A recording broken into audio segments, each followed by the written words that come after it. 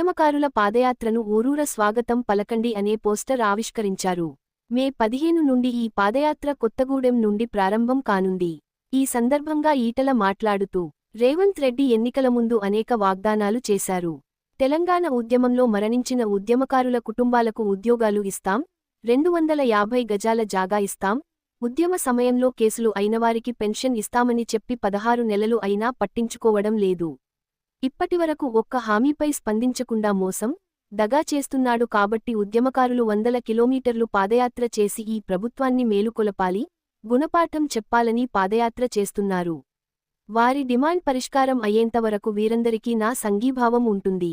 CM Revanth Reddy కూడా మరోసారి ఆత్మావలోకనం చేసుకోవాలని నేను డిమాండ్ చేస్తున్నానని శామీర్పేట్ నివాసంలో పాంప్లెట్ ఆవిష్కరణ సందర్భంగా మల్కాజిగిరి పార్లమెంట్ సభ్యులు ఈటల రాజేందర్ అన్నారు.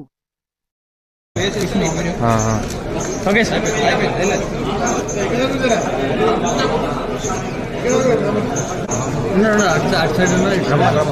Okay sir, right.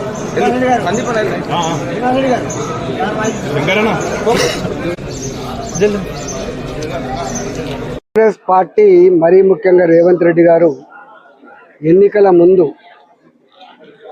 మరణించినటువంటి అమరవీరుల కుటుంబాలకు ఉద్యోగాలు ఇస్తాం,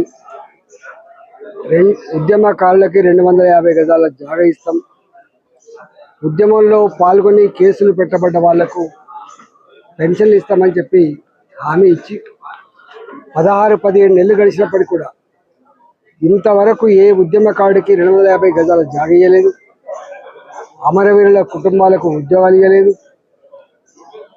ఇవాళ మోసం చేస్తున్నాడు కాబట్టి, దగా చేస్తున్నాడు కాబట్టి ఈ వీళ్ళ హామీల అమలు కోసం అంజిరెడ్డి గారు కానీ, అదేవిధంగా కృష్ణమూర్తి గారు, వెంకటనారాయణ గారు, రఘు, రైమన్ అలీ గారు, వాళ్ళ మిత్రబృందం అంతా కూడా 100 కిలోమీటర్లు పాదయాత్ర చేసి ఈ ప్రభుత్వానికి ఒక గుణపాఠం చెప్పాలని, ప్రభుత్వానికి సెన్సిటైజ్ రావాలి, డిమాండ్లు పరిష్కారం అయ్యేంత వరకు ఊరుకునే ప్రసక్తి లేదు, కొనసాగిస్తామని చెప్పి వారైతే పాదయాత్ర కొనసాగిస్తుందో వాళ్ళందరికీ నా సంఘీభావం. ఈ సందర్భంగా రేవంత్ రెడ్డి గారికి నేను ఏ హామీలు అయితే ఎన్నికల ముందు మీరు ఇచ్చిండ్రో మరొకసారి వినే ప్రయత్నం చేసుకోండి, మరోసారి ఆత్మావలోకం చేసుకునే ప్రయత్నం చేయండి, వాళ్ళకి ఇచ్చిన హామీలు అమలు చేయాలని చెప్పి నేను డిమాండ్ చేస్తాను.